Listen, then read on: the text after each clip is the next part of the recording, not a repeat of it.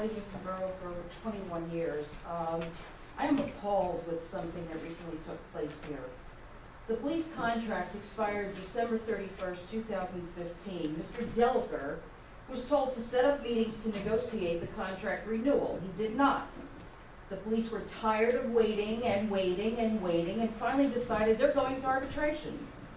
The police were only asking for 1.5% to 1 3/4% increase, which I don't think is unreasonable. But no meetings were ever scheduled. Why? Well, I guess Delaker is busy working for 4 other municipalities. So it goes to the arbitrator. The arbitrator can't understand why the borough didn't sit down and negotiate. So what do? They awarded the police 2.75%. Now, they're worth it as far as I'm concerned. But as a taxpayer, I gotta wonder, where's the money coming from? All because Delaker drops the ball, these taxpayers are now gonna be paying higher taxes. That's wonderful, wonderful. You have to remember, Delaker doesn't live in the borough, he doesn't even live in the county, so he doesn't have a dog in this fight. Why do you keep him?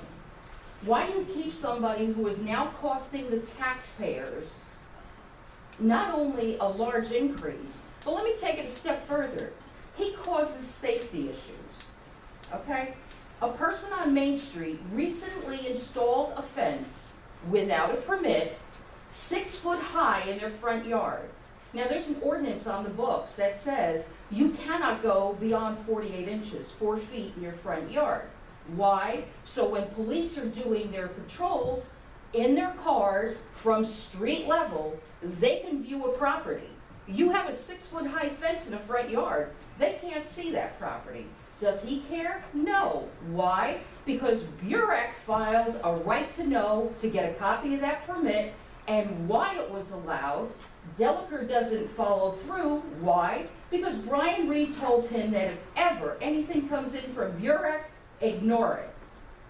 So let me make you aware of something, Delaker, because you're probably going to hear about a lot of this in your near future.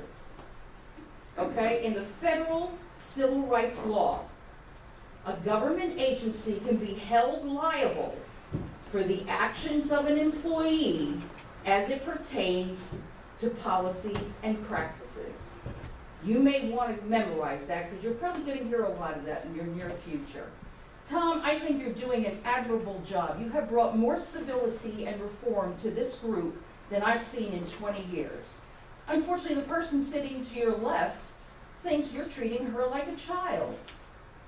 Gwen, really?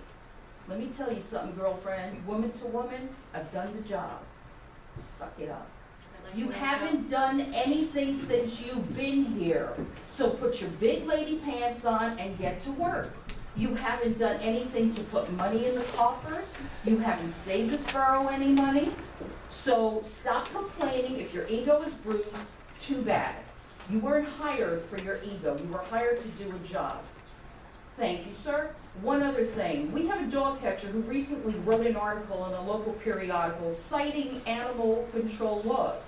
Tom, you need to introduce him to Commonwealth versus Creighton because he got it all wrong in several areas. The other thing he needs to learn is the state agricultural laws pertaining to animals, which need to be licensed, which don't. Thank you, sir.